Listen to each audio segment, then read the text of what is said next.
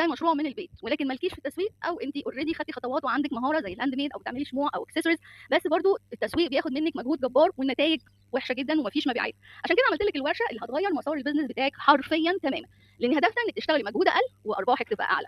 عشان كده الورشه دي اسمها خلي المنتج عليكي والتسويق عليهم والدولار ارباح. عشان تسوقي انت منتجك فانت محتاجه تستخدمي كل قوه السوشيال ميديا، فهتعملي نشر بوستات كل يوم وريل وتعملي اعلانات مدفوعه ويجيلك رسائل وتقعدي انت تردي عليهم، و80% منهم ما بيشتريش لان المنافسه شرسه، وحتى لما بتجيلك مبيعات بتبقى ضعيفه والارباح بتبقى بالجنيه المصري. طب خلينا نشوف الاول هي المشكله فين. المشكله ان انت داخله سوق ضيق، سوق غلط. السوق المحلي بيبقى ارباحه قليله ومش بيقدر شغلك صح، لكن الصح انك تفهمي ان في عميل تاني، عميل عنده قدره شرائيه، عميل هو بيدور عليكي مش انت اللي بتقعدي تطرديه. العميل ده هنلاقيه فين؟ العميل ده موجود في منصات عالميه اتعملت مخصوص لمنتجات الهاند ميد والمنتجات الرقميه. ايوه، العميل ده بيبقى داخل عنده قدره شرائيه، بيدور على المنتجات بتاعتك، وكمان ارباحك بتبقى بالدولار، على عكس عميل السوشيال ميديا بيبقى داخل يتفرج بس، بيضيع وقته سكرول، يشترى يا ما اشتراش، وحتى لما بتعملي اعلانات و بيبقى ارباحك بالجنيه المصري.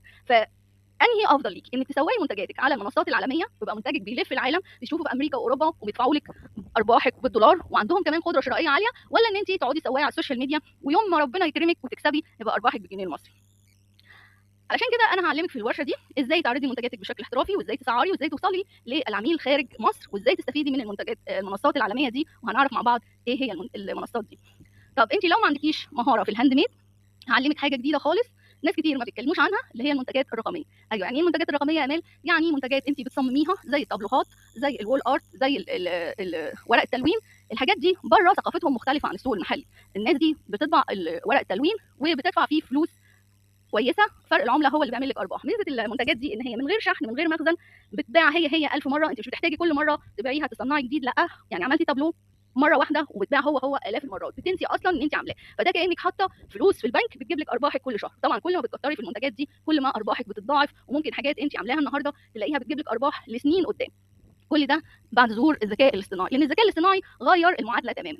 بالذكاء الاصطناعي هتعرفي تظهري منتجاتك الهاند ميد كانك عامله تصوير للمنتجات بتاعتك في معامل واستوديوهات عالميه، وكمان برضو كانك عامله المنتجات الرقميه دي كانك انت خبيره عندك سنين طويله، ولكن كل ده بالذكاء الاصطناعي. البرامج سهله وتقدري تستعمليها وتعرفي كلها مجانيه، هعلمك ازاي تعمليها بطريقه مجانيه من غير خبره ومن غير حتى ما يكون عندك انجلش. وكمان انت هتطلعي من الورشه دي اوريدي كل حاجه معاكي جاهزه، مش ناقصك غير خطوه انك تعرضيها وترفعيها على المنصات اللي هقول لك عليها.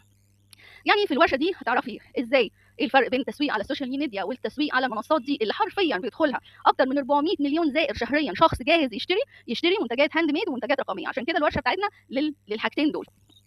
وكمان ايه اساسيات المنتجات الرقميه وازاي تعمليها، هنشتغل مع بعض خطوه بخطوه. والاهم ازاي تعرضي منتجاتك الهاند ميد كبراند عالمي يقدر ينافس. الحقيقه قبل ظهور الذكاء الاصطناعي كان صعب جدا ان احنا ننافس، ولكن الصوره ب1000 كلمه، فلما انت بتعرفي تظهري منتجاتك صح انت بتقدري تنافسي بمنتهى القوه. وكمان هتعرفي ازاي تبداي بدايه صحيحه من غير خبره، وهنعرف مع بعض ايه الاخطاء اللي لازم تتجنبيها علشان تنجحي في المجال ده واللي يجيب لك فعلا فلوسك حتى وانت نايمه. الورشه عليها خصم كبير جدا لفتره محدوده، يعني لو انت لوحدك هتبقى ب 550 جنيه بدل من 999 جنيه، ولو انت معاكي واحده صاحبتك هتبقى ب 450 جنيه. ولو في اي استفسار للحجز فالرقم موجود على الشاشه. وفعلا مش هتحتاجي تاخدي 50 كورس عشان تسوقي منتجاتك، الكورس ده كافي ان انت تركزي في منتجك وتسيبي التسويق عليهم وارباحك هتتضرب في 50.